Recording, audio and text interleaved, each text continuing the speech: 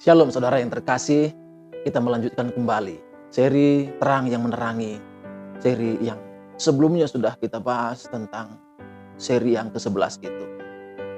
Sebelum itu mari kita berdoa. Bapa di dalam surga, kami bersyukur oleh karena anugerah-Mu, oleh karena kemurahan-Mu, kami kembali bisa memperoleh hidup. Kami kembali diberi kesempatan oleh Tuhan untuk hidup terus-menerus dalam terang. Sebentar kami akan belajar firman-Mu.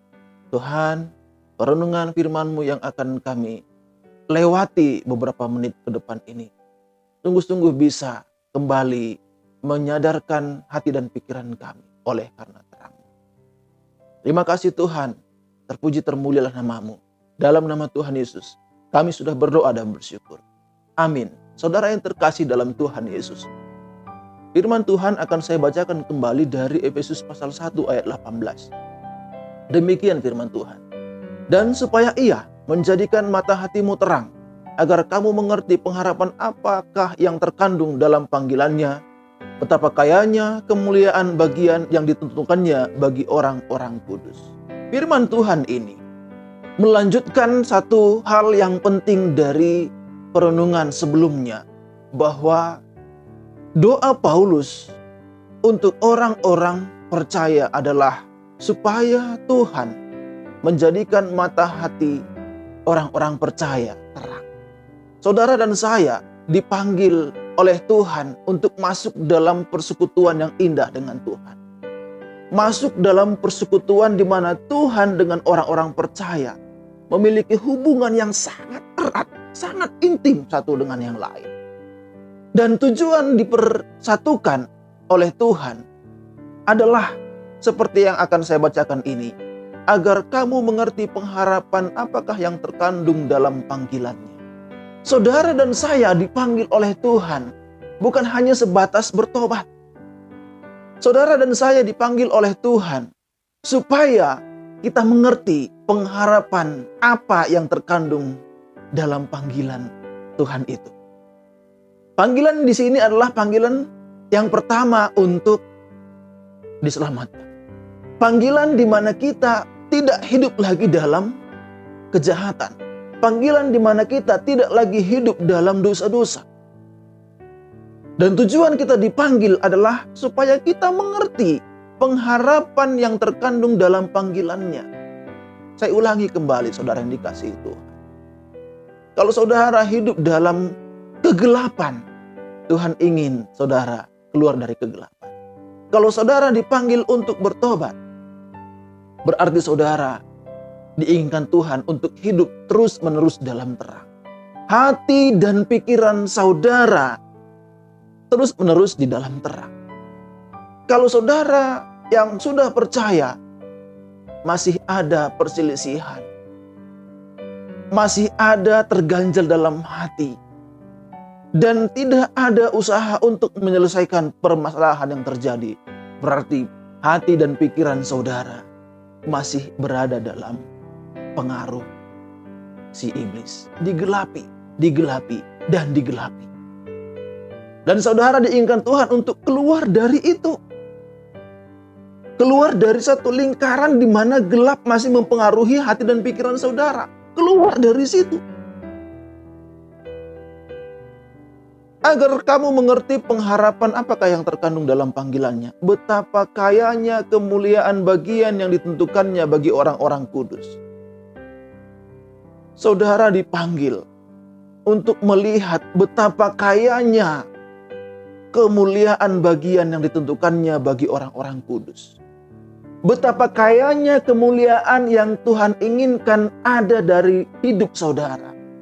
Betapa besarnya, betapa luar biasanya kemuliaan yang akan Tuhan lihat dari hidup saudara. Itu berarti saudara dikasihi Tuhan. Hidup saudara adalah hidup yang memancarkan kemuliaan Allah. Hidup saudara adalah hidup yang terus-menerus memancarkan, sama seperti air. Di mana dalam air itu ada mata air yang mengeluarkan air-air hidup untuk orang lain, di mana lewat itu kemuliaan Tuhan terpancar dan Allah ingin lihat itu dari hidup saudara. hamba-hamba Tuhan dalam satu persekutuan gereja, pengurus majelis dalam satu persekutuan gereja, jemaat dalam satu persekutuan gereja. Diinginkan Tuhan terpancar kemuliaan Allah itu. Dikatakan betapa kayanya kemuliaan bagian yang ditentukannya bagi orang-orang kudus. Saudara yang dikasihi Tuhan, saudara dan saya ditentukan untuk kemuliaan Allah terpancar. Bukan hanya Allah yang menunggu kemuliaan itu terpancar, tetapi orang lain juga menginginkan ada terpancar, di mana lewat terpancarnya hidup saudara yang diterangi, ada kemuliaan Allah juga yang dilihat oleh orang lain. Maka saudara yang dikasihi Tuhan, sadarkah saudara bahwa saudara saat ini masih digelapi pikiran dan hati saudara? Sekalipun saudara menjadi hamba Tuhan, sekalipun saudara seorang pengurus majelis, sekalipun saudara seorang jemaat kaum awam, sadarkah saudara akan hal itu? Jikalau saudara sadar, puji Tuhan.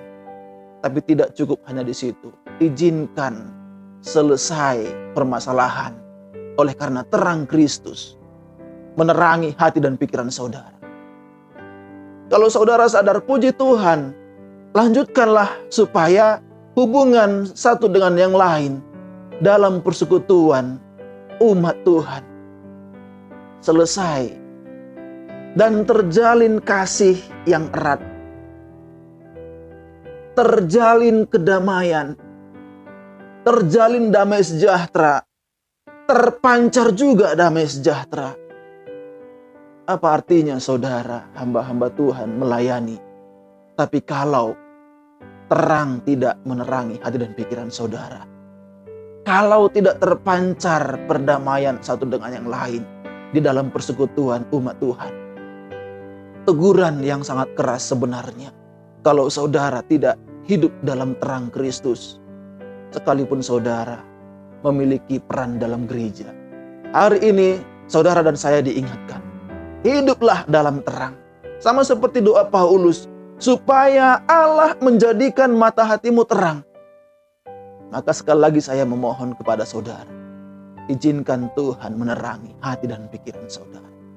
Izinkan Tuhan menerangi hidup saudara, supaya saudara mengerti pengharapan apa yang terkandung dalam kemuliaan yang begitu kaya yang berasal dari Tuhan untuk bagian yang ditentukan untuk orang-orang kudus.